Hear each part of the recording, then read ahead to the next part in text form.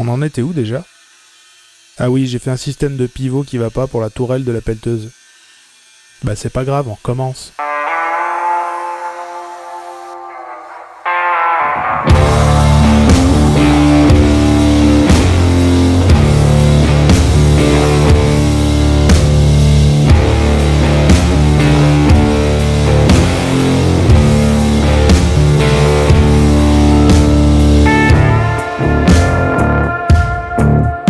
Ça y est, cette fois c'est la bonne.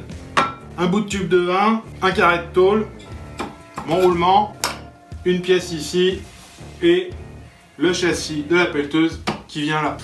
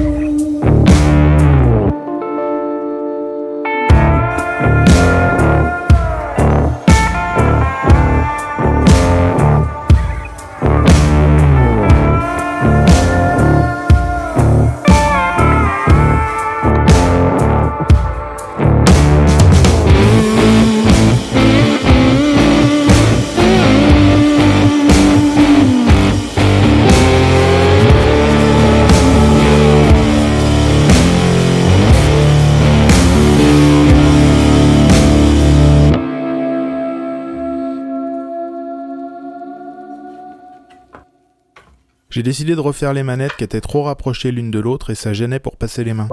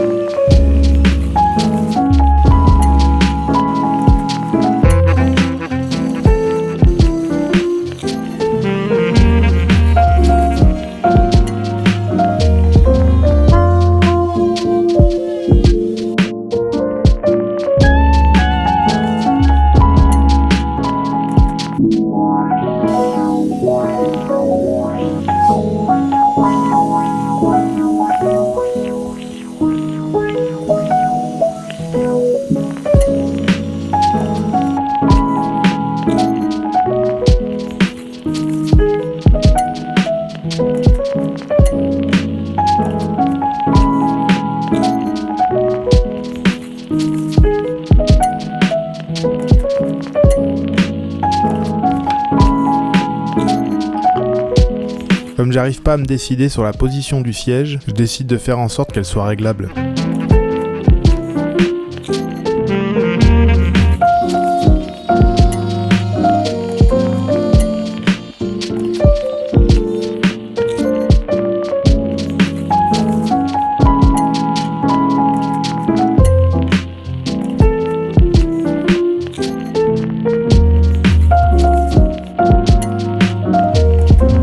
J'ai fait une rainure oblongue sur le siège et un trou oblong sur le support.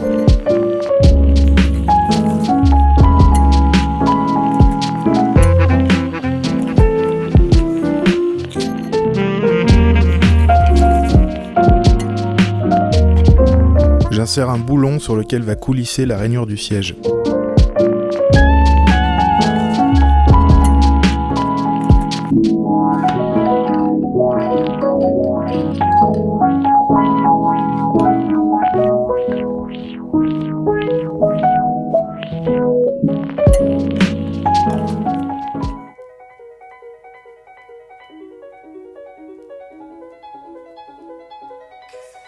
J'ai passé toutes mes pièces à l'huile de lin et c'est parti pour un remontage, j'espère le dernier.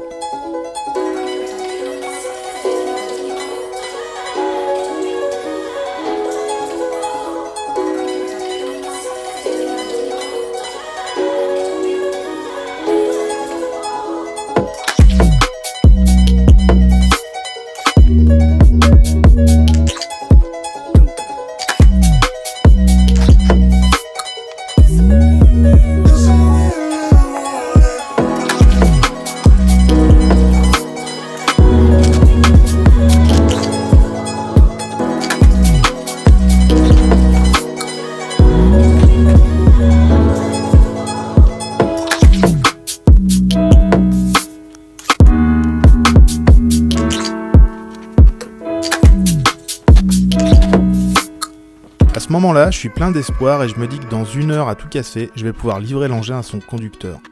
Loin de me douter que... Là, je suis vert. Je suis vert parce que je viens de finir de monter la pelleteuse. Tout va bien, c'est nickel. J'ai presque fini. Alors, ça fait plus d'1 semaine là que je suis sur ce projet. Et donc, j'ai galéré surtout pour cette histoire de pivot. Et là... Voilà, j'avais plus qu'à couper les boulons qui dépassaient là. Et puis j'ai appuyé là pour voir si ça tenait le choc, machin. Et puis en fait, ce qui s'est passé, hop, voilà, ça bouge. Et en fait, ce qui se passe, et j'aurais dû m'en douter, c'est que le roulement, il bouge là-dedans. Alors c'est normal parce qu'en fait un roulement c'est fait pour être changé. Et un palier, c'est pas fait pour avoir des contraintes dans ces directions-là.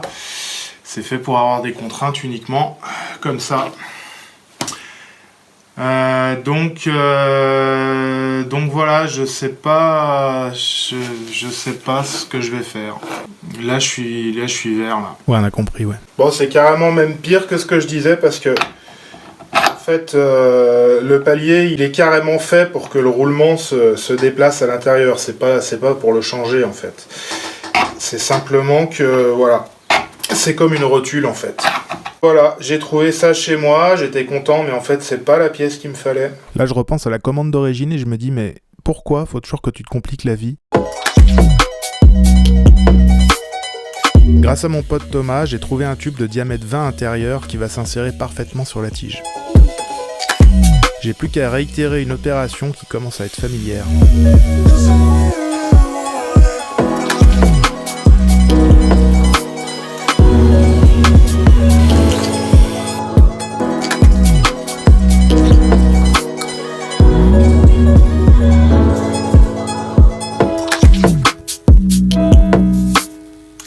Bon, ça y est, j'ai trouvé la solution, c'est ce que j'aurais dû faire depuis le début.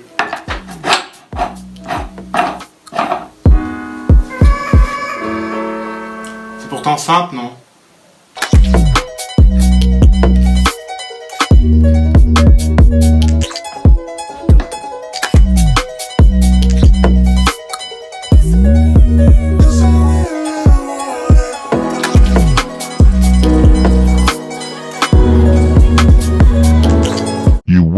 Ce projet, c'est certainement l'un des plus intéressants que j'ai réalisé jusqu'ici et je me suis vraiment fait plaisir, même si par moments j'étais au bout du rouleau.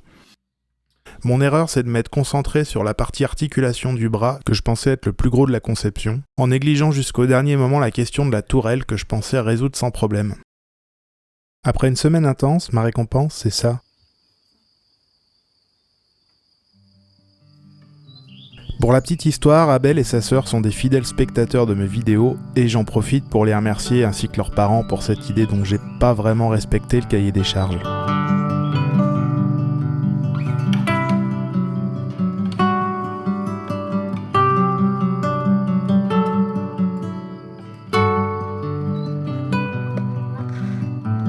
Ici, c'est les images que la maman m'a envoyées le soir même, et je suis assez content de la manière dont Abel s'est approprié l'engin, même s'il y a sûrement des améliorations à apporter pour les prochaines versions.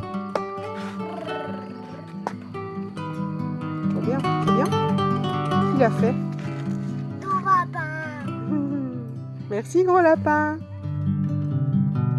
La prochaine vidéo sera pas pour tout de suite, je vais faire une petite pause notamment pour faire un peu de rangement et quelques améliorations dans l'atelier. Ça sera peut-être l'occasion de faire une visite en images et de parler des différents outils et comment je les utilise. Donc dites-moi si ça peut vous intéresser. En attendant, merci à vous pour votre soutien, vos retours et vos critiques, c'est hyper important pour moi. A très bientôt et pensez à appuyer sur le pouce en bas de l'écran.